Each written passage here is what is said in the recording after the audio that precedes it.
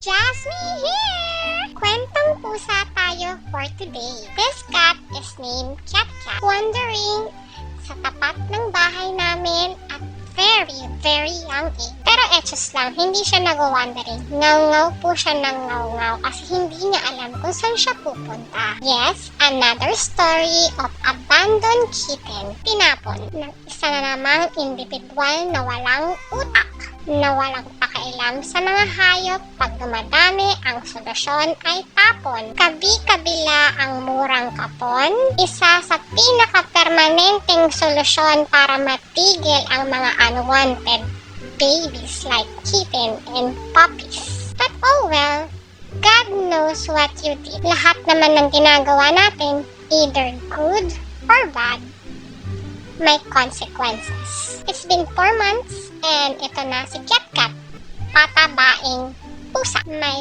5th cat na malapit nang magpakapon at his 5th month.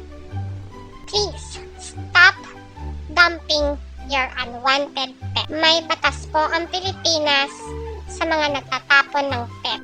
Again, kapon ang solusyon, hindi tapon. Thank you for watching. Follow Jasmine Vlog. See you!